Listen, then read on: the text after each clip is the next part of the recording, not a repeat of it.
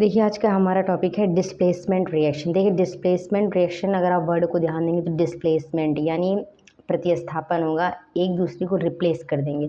तो यहाँ displacement reaction को समझते हैं। Those reaction in which one element takes place of another element in a compound are known as displacement reaction. Same जैसे मैंने कहा कि कोई कंपाउंड से कोई दूसरा एलिमेंट किसी दूसरे एलिमेंट को रिप्लेस कर देगा। यानी अगर आपका कोई कंपाउंड है, उसमें आप किसी से रिएक्शन करवाते हैं तो जो दूसरा कंपाउंड होगा उसका एलिमेंट जो है पहले वाले कंपाउंड के एलिमेंट को रिप्लेस कर देगा। तो ऐसे रिएक्शन को डिस्प्लेसमेंट रिएक्शन कहा जाता है। व्हेन, और इसकी एक कंडीशन भी होती है, when a more reactive element displaces a less reactive element from its compound is known as substitution reaction. इसी रिएक्शन को सब्स्टिट्यूशन रिएक्शन को भी जानते हैं, के नाम से भी जानते हैं। अब इसमें क्या होता है कि देखिए जिसके पास पावर होती है वो अपने से वीक वाले को हटा देता है। तो यहाँ पे सेम वही होता है कि अगर जो आने वाला जो आपका यानी जो रिएक्टिव एलिमेंट यानी आप जिसके साथ रिएक्ट कर रहा है जो कंपाउंड, वो उससे ज़्यादा एलिमेंट रिएक्टिव है तो वो जो लेस वाला है उसको हटा देगा। ये ऑब्वियस सा है, ठीक है। तो यहाँ उसको ही सब्स्टिट्यूशन रिएक्शन कहते हैं। इसमें कन्फ्यूज मत कीजिएगा, डिस्प्लेसमेंट और सब्स्टिट्यूशन सेम होता है। अब एज एग्जाम्पल समझ लेते हैं। When a strip of zinc metal is placed in copper sulphate solution, the zinc sulphate solution and copper are obtain. अब यहाँ क्या हो रहा है कि हम एक जिंक की स्ट्रिप यानी एक जिंक मेटल की स्ट्रिप या पट्टी लेते हैं और उसको प्लेस कर देते हैं यानी डिप कर देते हैं एक कॉपर सल्फेट के सॉल्यूशन में। तो इसमें होता क्या है, जिंक जो है रिप्लेस कर देता है कॉपर को सल्फेट की, यानी कॉपर सल्फेट की वैलेंस से कॉपर को जिंक रिप्लेस कर देता है। अब ऐसा क्यों होगा? ऑब्वियस सी बात है कि जो जिंक है वो कॉपर से ज़्यादा एक्टिव है, इस वजह से कॉपर को वो हटा देता है। यहाँ रिएक्शन को हम जो है इक्वेशन के फॉर्म में देख लेते हैं। ये कॉपर सल्फेट का जो है फार्मूला होता है और ये होता है हमारी जिंक मेटल। ये जब दोनों रिएक्ट करते हैं तो क्या होता है, जिंक कॉपर को रिप्लेस कर देता है और क्या बन जाता है, जिंक सल्फेट, और कॉपर हमारा अलग हो जाता है। तो अब ऑब्वियस सी बात है, जिंक रिएक्टिव रहा तभी इसने कॉपर को हटाया, अगर ये नहीं होता तो कॉपर को ना हटा पाता और डिस्प्लेसमेंट रिएक्शन ना होती, ठीक है। सेम वही चीज़ है कि this displacement reaction takes place because zinc is more reactive than copper, ठीक है। अब एक और एग्जांपल देख लें। When copper strip is placed in a solution of silver nitrate then copper nitrate solution and silver metal are formed. यहाँ क्या हो रहा है कि सिल्वर नाइट्रेट का सॉल्यूशन में कॉपर के स्ट्रिप को डुबाया जा रहा है। सेम यहाँ पहले क्या था, कॉपर और जिंक में था तो जिंक ने कॉपर को हटा दिया था, इसका मतलब जिंक कॉपर से रिएक्टिव था। लेकिन अब यहाँ पे सिल्वर को कॉपर हटा देगा, इसका मतलब सिल्वर से ज़्यादा रिएक्टिव कॉपर है, ठीक है। AgNO3 के सॉल्यूशन में जब हम कॉपर के स्ट्रिप डालते हैं तो कॉपर सिल्वर को हटा देता है यानी रिप्लेस कर देता है, डिस्प्लेस कर देता है, सब्स्टिट्यूट कर देता है और क्या बना लेता है, कॉपर नाइट्रेट बनाता है और हमारा सिल्वर अलग हो जाता है, ठीक है। अब देखिए इसमें पहले वाले में क्या था कि जो डिस्प्लेसमेंट था वो सिर्फ सिंगल का था, जिंक को कॉपर ने हटा, मतलब जिंक ने कॉपर को हटा दिया था और कॉपर ने सिल्वर को हटा दिया था। अब यहाँ डबल डिस्प्लेसमेंट की बात आती है, यानी एक कंपाउंड दूसरे कंपाउंड से हटाएगा और दूसरे कंपाउंड का एलिमेंट दूसरे कंपाउंड के एलिमेंट को हटा देगा। Those reaction in which two compounds react by an exchange of ions to form two new compounds are called double displacement reaction. इसी को आप डबल सब्स्टिट्यूशन रिएक्शन भी कह सकते हैं, ठीक है। तो इसमें सेम वही होगा कि दोनों कंपाउंड के एलिमेंट एक दूसरे को जो है रिप्लेस कर देते हैं। एज एग्जांपल समझ लेते हैं।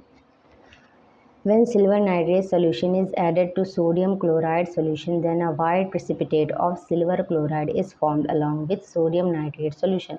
यानी जब जो सिल्वर नाइट्रेट सॉल्यूशन को आप ऐड करोगे यानी मिलाओगे किसमें, सोडियम क्लोराइड यानी NaCl में, AgNO3 को सोडियम क्लोराइड NaCl के सॉल्यूशन में मिलाओगे, तब एक सिल्वर का जो सिल्वर क्लोराइड का प्रेसिपिटेट प्राप्त होता है, मिलता है, एंड जो सोडियम नाइट्रेट अलग हो जाता है, ठीक है। अब प्रेसिपिटेट क्या होता है, जैसे मान लीजिए कोई कंपाउंड जब रिएक्ट करता है तो एक झाग के रूप में ऊपर आ जाता है, तो जो सॉल्यूशन झाग के रूप में ऊपर आता है उसी को प्रेसिपिटेट कहते हैं। और ये जो रिएक्शन होती है प्रेसिपिटेट फॉर्म करने की, इसको प्रेसिपिटेशन कहा जाता है। तो यहाँ पे सोडियम नाइट्रेट के साथ, सॉरी ये सिल्वर होगा, सिल्वर नाइट्रेट के साथ रिएक्ट करता है हमारा, सिल्वर नाइट्रेट के साथ हमारा रिएक्ट करता है सोडियम क्लोराइड और क्या फॉर्म हो जाता है, सिल्वर क्लोराइड का वाइट प्रेसिपिटेट। यानी जो सिल्वर क्लोराइड होता है ये NaNO3 के साथ ऊपर झाग के रूप में आ जाता है, ठीक है।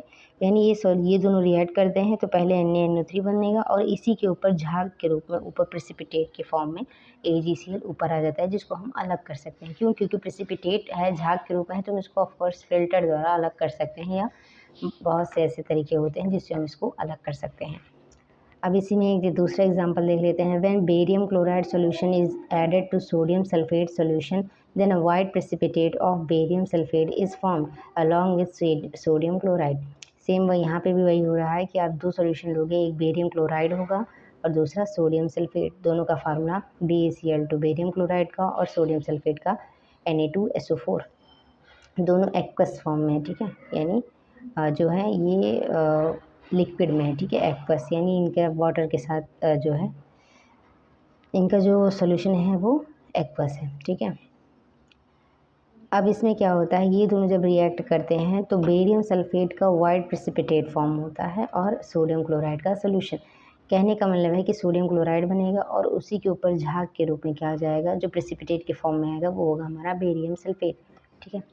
अब इसी में आगे समझ ले। अब जब जो भी प्रेसिपिटेट हमारा बनता है, इस प्रेसिपिटेट को हम कई सारे ऐसे जो है प्रोसेसेस होते हैं जिनसे अलग कर सकते हैं। नॉर्मली तो हमारा फिल्ट्रेशन ही होता है जिससे हम इसको छान कर अलग कर देते हैं। Any reaction in which N insoluble solid called precipitate is formed that separates from the solution is called precipitation reaction, ठीक है।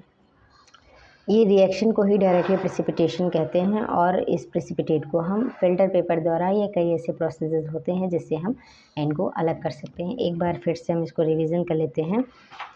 तो हम समझ रहे थे डिस्प्लेसमेंट रिएक्शन। जब भी रिएक्शन को समझना है इनके वर्ड पर ध्यान दीजिए, जो कि है डिस्प्लेसमेंट। डिस्प्लेसमेंट से एक वर्ड आता है रिप्लेस, यानी जो हमारा एलिमेंट होगा वो रिप्लेस होगा।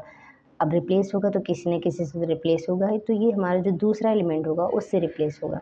इसमें होता क्या है, those reaction in which one element takes place the of another element in a compound are known as displacement reaction. यानी ऐसे रिएक्शंस जिनमें एक एलिमेंट हमारा दूसरे एलिमेंट जो कि कंपाउंड का यानी दूसरे कंपाउंड के एलिमेंट को रिप्लेस कर देता है, ऐसी रिएक्शंस को डिस्प्लेसमेंट रिएक्शन कहते हैं। डिस्प्लेसमेंट रिएक्शन को दूसरे नाम से भी जानते हैं जो कि होता है सब्स्टिट्यूशन रिएक्शन। अब सब्स्टिट्यूशन रिएक्शन में होता क्या है कि इसमें जो रिएक्शन जो हमारा मोर रिएक्टिव एलिमेंट होता है वो अपने से वीक वाले को डिस्प्लेस कर देता है। अब ये तो नेचुरल है कि जो मोर रिएक्टिव होगा वही वीक वाले को रिप्लेस करेगा। अब ये अगर दोनों हमारे जो है मान लीजिए अगर आप कोई कंपाउंड लेते हो और उसका जो रिएक्शन करवा रहे हो वो वीक है देन कंपाउंड, तो इसमें डिस्प्लेसमेंट होगा ही नहीं, क्योंकि वो इतना उसके पास पावर ही नहीं है कि वो उसको रिप्लेस कर दे। तो यहाँ पे होता ये है कि रिएक्शन तभी पॉसिबल है कि जब आने वाला जो हमारा रिएक्टेंट है वो क्या होगा, मोर रिएक्टिव होगा। अब ऐसे इसमें एग्जांपल देख लेते हैं कि जब हम कॉपर सल्फेट के सॉल्यूशन में जिंक की स्ट्रिप डालते हैं यानी पट्टी डालते हैं तो क्या होता है, जिंक कॉपर सल्फेट के सॉल्यूशन से कॉपर को रिप्लेस कर देता है। इसका मतलब जिंक जो है कॉपर से ज़्यादा रिएक्टिव है और क्या सॉल्यूशन बना देता है, जिंक सल्फेट, और कॉपर की स्ट्रिप अलग हो जाती है, ठीक है। अब सेम दूसरा भी वही था कि AgNO3 की सॉल्यूशन में कॉपर की स्ट्रिप डालने पर कॉपर Ag को यानी सिल्वर को रिप्लेस कर देता है। अब सेम चीज़ यहाँ जिंक कॉपर से ज़्यादा रिएक्टिव था लेकिन यहाँ कॉपर सिल्वर से ज़्यादा रिएक्टिव है, तो कॉपर क्या करेगा, सिल्वर को रिप्लेस कर देता है और कॉपर का नाइट्रेट का सॉल्यूशन बनाता है और सिल्वर हमारा अलग हो जाता है, ठीक है। इस तरीके की जो प्रोसेसेस होती हैं वो मेटलर्जी में काफ़ी यूज़ होती हैं क्योंकि उसमें हमें मेटल को अलग करना होता है। वैसे तो हम इसमें रिएक्शन में यूज़ करते हैं सब चीज़ों का, कि जो जिस भी चीज़ को जिस भी मेटल को हमें अलग करना होता है उससे हायर मेटल को हम उस रिएक्शन में डालते हैं तो हमारा जो जिस मेटल को हम अलग करना चाहते हैं वो अलग हो जाता है, ठीक है, उसको रिप्लेस कर दिया जाता है। अब सेम आ जाता है डबल डिस्प्लेसमेंट। वर्ड को ध्यान दीजिए, डबल डिस्प्लेसमेंट मतलब डिस्प्लेसमेंट होगा लेकिन दो होंगे, दो डिस्प्लेसमेंट होंगे यानी दो रिप्लेसमेंट होंगे। तो जो दो हमारे कंपाउंड होते हैं वो एक दूसरे के उन्हीं के एलिमेंट एक दूसरे के एलिमेंट को रिप्लेस कर देते हैं। एग्जाम्पल में मैंने बताया था कि जैसे मान लीजिए AgNO3 का सोल्यूशन ले लीजिए और सोडियम क्लोराइड के सोल्यूशन को ले लीजिए, तो इसमें क्या होता है, जो Na होता है, जो Cl होता है ये Na3 को रिप्लेस कर देता है और जो NO3 होता है वो Cl को रिप्लेस कर देता है, ठीक है। एक दूसरे को रिप्लेस कर देते हैं, क्या बन जाता है, सिल्वर क्लोराइड का वाइट प्रेसिपिटेट और NaNO3।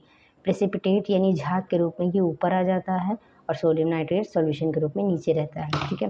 और फिर इसको हम फिल्टर के द्वारा या बहुत सारे प्रोसेस होते हैं उनसे अलग कर देते हैं। सेम यहाँ पे भी होता है, बेरियम क्लोराइड और सोडियम सल्फेट का रिएक्शन करवाते हैं तो बेरियम सल्फेट वाइट प्रेसिपिटेट के रूप में ऊपर आ जाता है और NaCl सोडियम क्लोराइड का हमें सॉल्यूशन मिलता है। इस प्रेसिपिटेट को भी हम अलग कर लेते हैं। प्रेसिपिटेशन बनने की इस प्रोसेस को हम प्रेसिपिटेशन कहते हैं। Thank you for watching. ये हमारा आज का रिएक्शन था जो कि था डिस्प्लेसमेंट रिएक्शन।